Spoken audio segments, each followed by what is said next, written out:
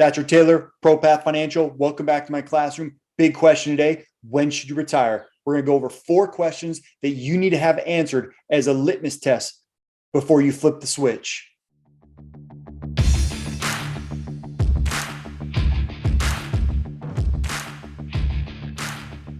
Hi, everybody. Welcome back to my classroom. My name is Thatcher Taylor. I'm the CEO of ProPath Financial, specialized in retirement planning or retirement programming.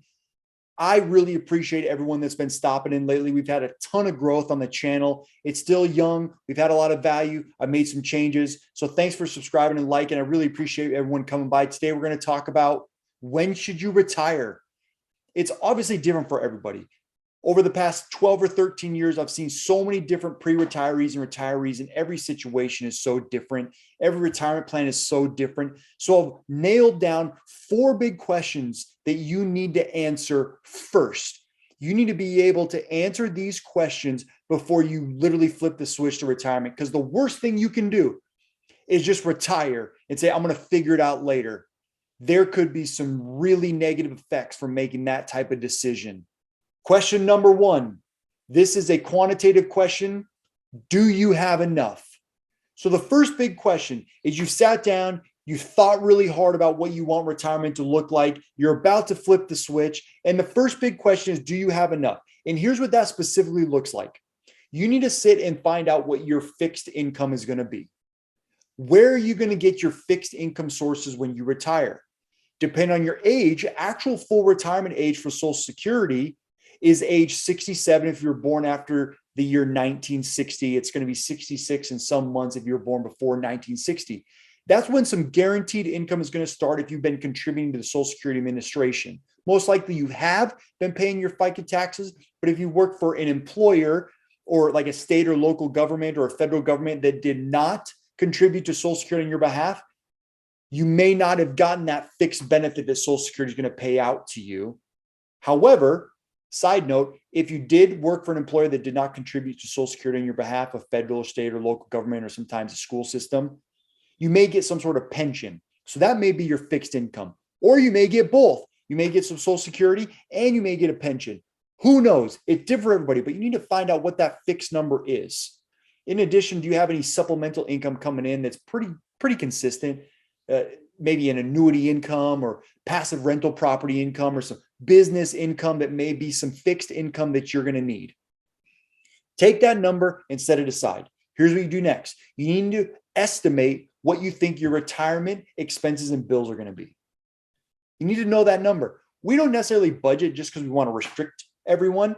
We budget so we get an idea of what our retirement expenses are going to be, what's going to be there and what's going to go away. So we take our fixed income number or our consistent income number. We take our expenses. Usually these expenses are more than these fixed income numbers. I shouldn't say usually. Sometimes our expenses are more than our fixed income numbers. Sometimes people have enough fixed income to cover their expenses.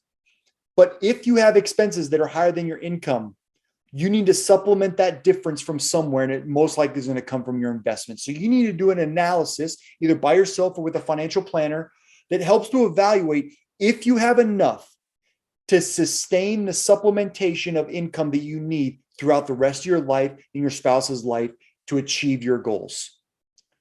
So again, let's recap.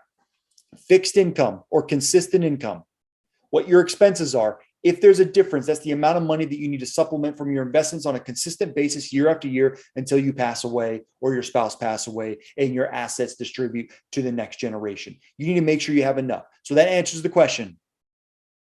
Do I have enough to retire? That's question 1. Question 2 becomes very emotional. Have you had enough? I know there's these new hybrid retirement models where people are not necessarily transitioning directly to retirement by flipping a switch, or maybe that's how it's going to be in the future for some younger generations. But right now, a lot of people that are transitioning to retirement, they're essentially leaving the workforce. They're working for another company or organization, or maybe they have their own business, but they're maybe getting to the point where this is becoming exhausting mentally, emotionally, and physically to work for someone else, to have bosses and procedures and the routine. That could be enough to just finally get you to the point to say, I'm done with this. So the next question is, have you had enough? And the answer is up to you. Some people haven't had enough. I know a lot of people force us to believe that you need to retire in your 50s or 60s. You got to retire early. And they put these hard, stringent dates. But sometimes if you enjoy what you're doing, just keep doing it. There's some value to just liking what you're doing and having purpose. So you need to start asking yourself, and it's a personal question. It's only about you. It's not about anybody else. It's a personal question. Are you getting to the point where you're having enough of this job in the workforce? That's the second question you need to answer.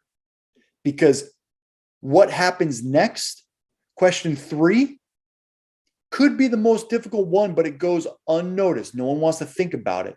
Question 3 is, when you've had enough, what are you going to do? What are you going to do next? Specifically, you've had that job, you've had that structure, you've had that role, but now you leave it, all that vanishes. And now you're on your own. You're outside of structure. What are you going to do? The reason I bring this up is because mental health in retirement could be very detrimental to your enjoyment in retirement. And when you leave and you don't have a plan, you have nothing to do, you don't have any hobbies, you know what you're going to do, you're just going to sit around, you lose that structure, that purpose, that routine.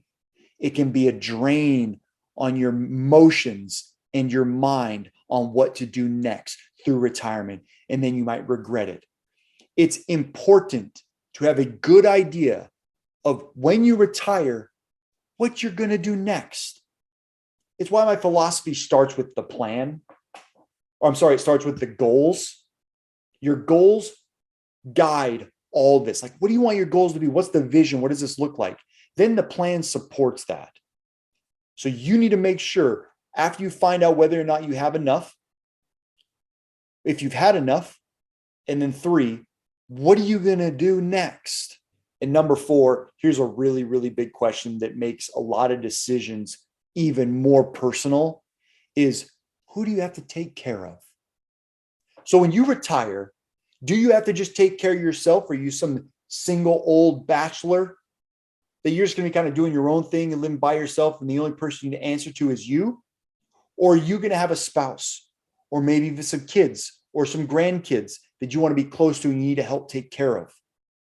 When you get to retirement and you start to figure out what you're going to do, you need to know what retirement is going to look like and who you need to take care of. The decisions about retirement, if a spouse is with you, you have to help them out too.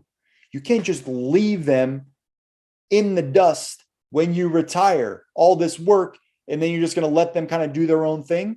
You're going to kick them to the side. No, you need to make sure that you have your family situation prepared and ready to go during retirement. If you have to support other people, you need to make sure you're prepared once you get there. So you need to really understand the concept of the family, the estate, and the legacy once retirement happens. This has some very deliberate effects on how you take Social Security, how you potentially take pensions, how you distribute retirement accounts or taxable accounts. What if you're in the ultra high net worth segment and you have trusts, and you have to make sure the assets are accessible and are used in the proper manner? There's a lot that comes into question 4. If you're getting to the point where you're thinking about retirement, that's great. If you're 20 or 30 years out, these are still things you can start thinking about. So say you're in your 30s and you know retirement's in the future. Here's some things you should start preparing for. 1, am I going to be prepared? The way you can do that is start managing your budget, investing, and saving the proper amounts.